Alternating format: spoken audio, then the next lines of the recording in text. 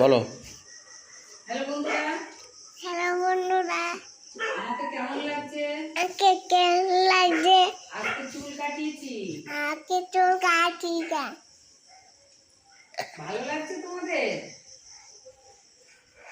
আজকে অনেক জায়গায় ঘুরেছি।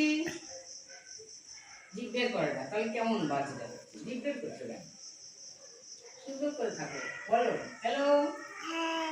তোমরা কি করছো? দেখো সুন্দর করো।